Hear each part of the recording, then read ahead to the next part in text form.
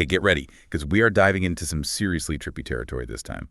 Consciousness and simulation theory. You sent over some fascinating material on Donald Hoffman's work, and let me tell you, it's got my brain doing backflips. Yeah, it's definitely mind-bending stuff. It's like we're really asking, what if everything we experience is like a giant, incredibly detailed video game? A video game.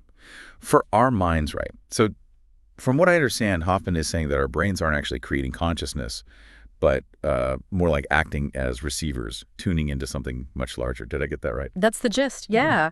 Hoffman argues that consciousness is fundamental to reality, and he points to quantum physics experiments that really challenge the idea that things exist independently of observation. You know, it's as if observation somehow plays a role in shaping reality itself. Okay, so instead of our brains generating consciousness, it's more like we're each wearing like a VR headset plugged into some grander reality that we only glimpse a fraction of. That's a great analogy. Yeah. Hoffman uses the example of how pigeons perceive a broader spectrum of colors than humans because they have more photoreceptors in their eyes. It's like we each have different models of headsets with varying capabilities limiting what we can experience. Okay, that makes sense. But if what we see isn't the full picture, what's actually out there beyond our limited perception? Hoffman proposes that it's a realm of what he calls conscious agents. But these aren't necessarily conscious in the way we think of it. You know, instead of little beings running around, think of them more like fundamental units of experience. They're defined by what they experience and how those experiences relate to one another. Hold on, so these conscious agents, these like building blocks of reality, they're experiencing things. What kinds of things? Well, everything and anything, every sight, sound, feeling, even abstract thoughts, those are all examples of what Hoffman calls qualia, the individual units of subjective experience. He believes there's a potentially infinite space of possible qualia out there, but our headsets, they only let us tap into a tiny fraction. Okay, this is where I need you to walk me through this slowly, because I feel like we just went from 0 to light speed. So we've got these conscious agents experiencing qualia, these bits of experience, but how does that translate into the reality we experience, you know, like with trees and coffee cups and such? Excellent question.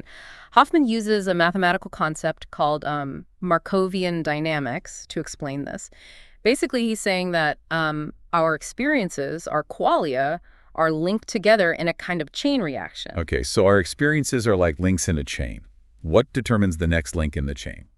The next experience? So according to Hoffman, the probability of a particular experience, a particular qual, being the next link in the chain, is influenced by the current experience. So your current experience sets the stage for what you're likely to experience next.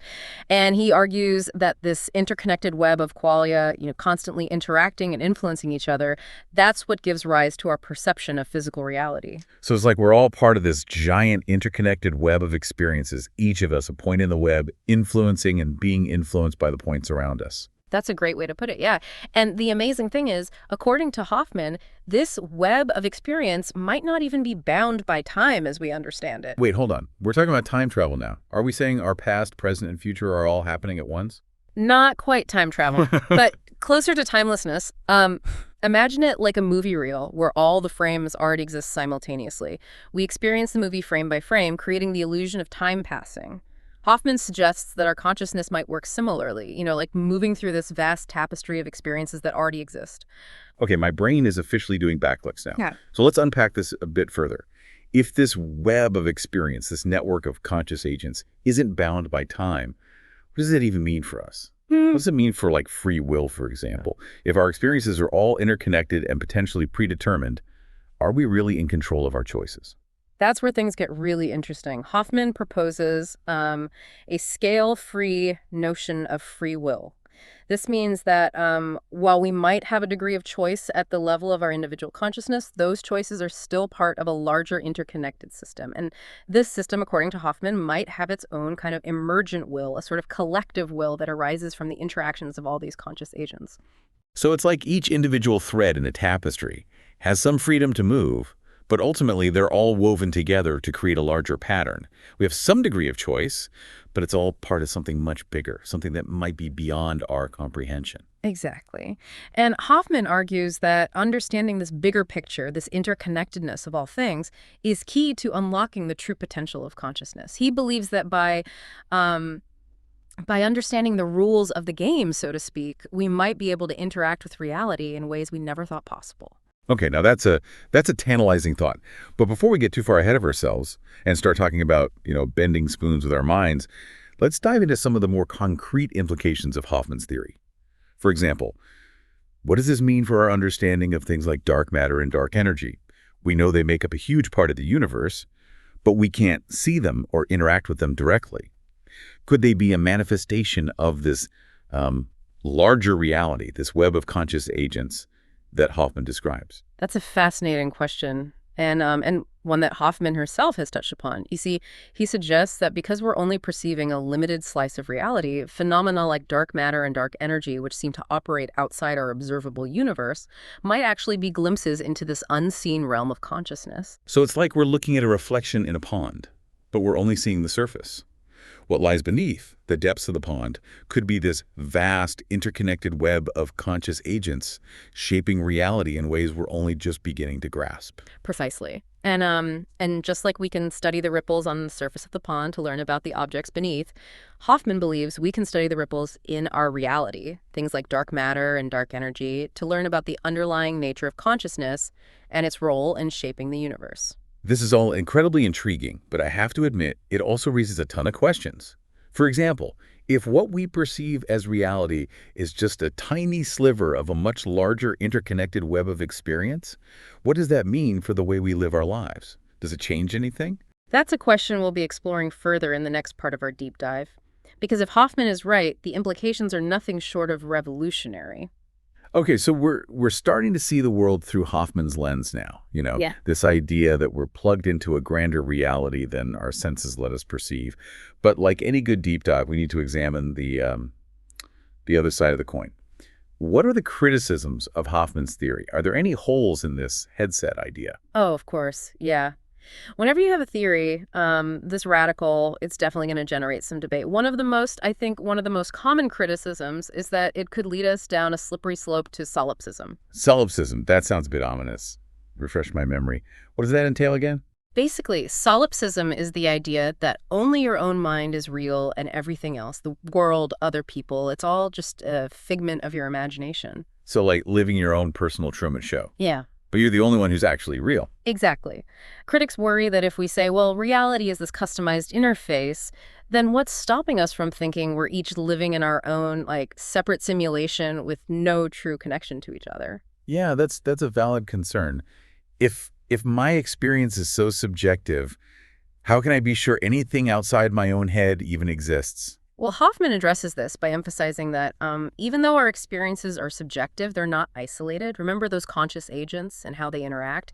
Those interactions, those shared experiences are what prevent us from falling into complete solipsism. So it's like we're all playing different characters in the same online game. Each character has their own quests and experiences, but we're all still bound by the same rules, and we can interact with one another within the game world. That's a great analogy. Yeah. Hoffman argues that it's these relationships and connections between conscious agents that give rise to the shared reality we perceive. Our subjective experiences are like pieces of a much larger puzzle, each piece fitting together to create a cohesive whole. Okay, that makes me feel a bit less like I'm living in my own private Idaho. But what about the time thing? That one still has me really tripped up. Yeah. How can reality possibly be timeless? Yeah. Yeah. It's a tough one to wrap your head around for sure. But it's not just Hoffman who suggests this. Some physicists argue that our perception of time is linear, Flowing from past to present to future is simply a product of how our brains process information. So it's like our brains are hardwired to perceive time in a certain way, but that doesn't mean it's the only way or even the most accurate way. Exactly. Remember that movie Real Analogy? Hoffman suggests that all of our experiences, past, present, and future, might already exist in some form, and it's our consciousness that moves through these experiences, creating the illusion of time passing. Okay, I'm trying to picture this vast library of experiences, all these potential me's existing simultaneously. But if our brains are simplifying things so drastically, if they're only showing us like a highlight reel of reality, to use your previous analogy, how can we trust anything we perceive? That's the heart of the issue, isn't it? If our senses can be so easily fooled, how do we determine what's real? Hoffman would say that that we can't blindly trust our senses to give us the whole picture. But he also doesn't advocate for throwing out reason and observation altogether. So we're not meant to walk around in a constant state of existential crisis, questioning every single thing we experience. Yeah. Not at all. Hoffman believes that the answer lies in a multi-pronged approach. Rigorous scientific inquiry, developing better tools to measure reality, and perhaps most importantly, cultivating a healthy skepticism about our own assumptions. So it's about acknowledging the limitations of our perception without giving up on the pursuit of knowledge and understanding. It's about recognizing that, the map is not the territory, but still using the map to navigate the world. Exactly. It's about approaching reality with a sense of humility and wonder, recognizing that there's always more to learn and to discover. Just because our brains simplify things doesn't mean we can't try to understand the underlying principles at play. That's a really empowering way to think about it. Yeah. But there's still one massive question looming that we haven't really touched upon. If reality is a simulation, even in this abstract, consciousness-based way, who or what created this simulation? Is there some cosmic programmer out there pulling the strings? The million-dollar question. And it's one that Hoffman doesn't shy away from, even if he doesn't offer any, easy answers. So what does he say about the source of this grand simulation? Well, he tends to avoid language like God or even like a conscious creator in the traditional sense. Instead, he suggests that the ultimate source of reality, the thing generating this headset we're all plugged into, might be best understood as a kind of boundless fundamental consciousness. Boundless consciousness. Are we talking about some kind of universal mind? In a way, yes. But Hoffman is careful to point out that this isn't some separate entity, existing outside of us and controlling things. He proposes that it's more accurate to say that that we are expressions of this conscious, experiencing itself through countless individual perspectives. So rather than a watchmaker creating a watch, it's more like the watch itself becoming aware of its own existence. That's a great way to put it. And this concept, while incredibly mind-boggling, it resonates with various spiritual and philosophical traditions. It raises all sorts of fascinating questions. For sure. If this consciousness is experiencing itself through us, what's the point? What's the purpose of it all? Why go through all this trouble to create this elaborate simulation? That's the ultimate question, isn't it?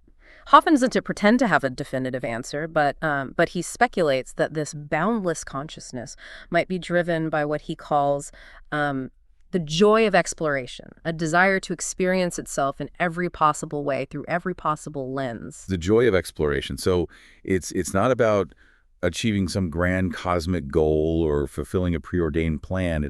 It's more about the experience itself, the sheer wonder of existing and perceiving. It's like the universe is a giant amusement park, and this consciousness is on a mission to ride all the rides. That's one way to think about it.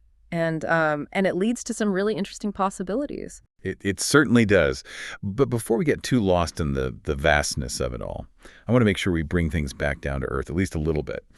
Let's talk about what Hoffman's theory means for us, for the way we live our lives, for our understanding of technology, and maybe even our place in the cosmos.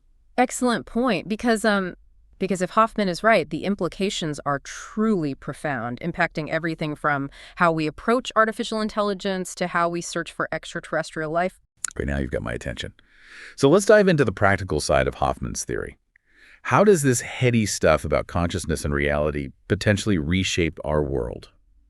Okay, so we really went deep down the rabbit hole last time with Hoffman's theory, exploring this whole idea of reality as this kind of interface, this headset for a much grander reality that's constructed by these conscious agents. But now I think let's bring things back down to earth a little bit. You mentioned that understanding this headset could revolutionize technology. It could even change how we understand AI. So how? Well, one of the most exciting frontiers, I think, where Hoffman's ideas could have a huge impact is in artificial intelligence. We're already pushing the boundaries of what we thought computers could do, and Hoffman believes that AI could hold the key to unlocking even deeper secrets about consciousness itself. But earlier you said that AI couldn't create consciousness, only reveal it. Can you elaborate on that a little more? Because it seems like a little bit of a paradox. Yeah. It's a subtle point, but it's crucial. Hoffman would argue that consciousness is fundamental to the universe. You see, it's not something we can just build from scratch, even with super advanced AI. Think of it like this, a telescope lets us study distant stars, but the telescope itself doesn't become a star. AI could be our tool for studying consciousness, but it doesn't mean that AI suddenly, wakes up and becomes self-aware. Okay, that's a really helpful analogy. So how could AI, even if it's not conscious itself, how could it help us understand our own consciousness?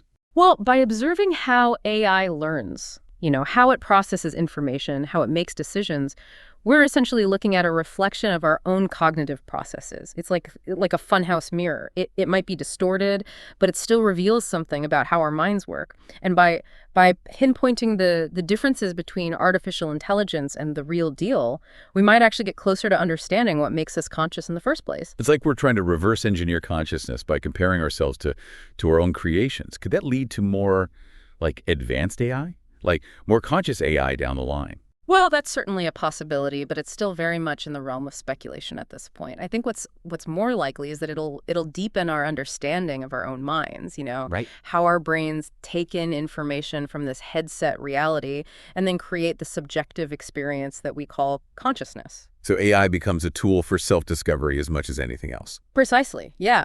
And that's just scratching the surface, really. Think about the implications for technology as a whole. If reality is truly an interface, like Hoffman suggests, maybe we can learn to interact with it in entirely new ways. Okay. Are we talking about next level virtual reality, like stepping into a holodeck from Star Trek? Well, VR is just the beginning. I mean, imagine a VR experience that's so immersive, so seamlessly integrated with all of our senses that it's indistinguishable from physical reality. And if we could understand the underlying code of this headset, who knows what we might be able to achieve. Imagine manipulating time itself, speeding it up or slowing it down, or downloading knowledge directly into your brain, like in the Matrix. Okay, now that sounds straight out of science fiction. Okay. If this is even remotely possible, why haven't we seen any hints of it yet? Why are we stuck in this seemingly rigid three-dimensional world? Well, Hoffman would say that we're only in the very, very earliest stages of even understanding reality's true nature. It's like a prehistoric human trying to build a smartphone. They can manipulate sticks and stones, but they just lack the fundamental understanding of electricity or microchips. So we're still in the Stone Age of understanding consciousness and reality. In a way, yes, but think about the incredible advancements we've made since the Stone Age. Hoffman really believes we're on the verge of a similar breakthrough in understanding consciousness and its relationship with the physical world. And that breakthrough could unlock technologies we can barely even imagine. That's a pretty exciting thought. But let's play devil's advocate for a second here. What if Hoffman's wrong? What if reality isn't a simulation and consciousness isn't fundamental? Does that mean all this speculation about, mind-blowing technology is just wishful thinking? Well, even if Hoffman's theory turns out to be partially or even entirely incorrect, the questions he's asking are still incredibly valuable.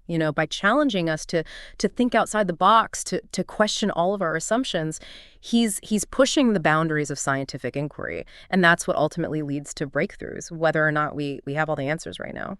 So it's more about the journey than the destination, at least for now. It's about exploring these big mind-bending questions, even if the answers remain elusive. Exactly, and Hoffman's work is asking some of the biggest, most essential questions that we can ask about ourselves and about the universe. What is reality? What is consciousness? What is our place in the grand scheme of things? And these questions, regardless of what the answers are, they have the power to change how we see the world and our place within it. Yeah, we started out with this idea of reality as a headset. And in a way, that's a really powerful metaphor, whether or not it's literally true. It reminds us that there might be so much more to experience than our limited senses currently allow. Absolutely. And it empowers us to explore those possibilities, to push the boundaries of what we think is possible, and to approach reality with a sense of wonder and curiosity. Who knows? Who knows what amazing realities we might discover when we learn to see beyond the limitations of our current perception. That's a fantastic note to end on. To all of our listeners, we hope this deep dive has sparked your curiosity, maybe even challenged you to see the world in a new light. So until next time, keep questioning, keep exploring, and keep your minds open to the infinite possibilities that lie just beyond the edges of our understanding.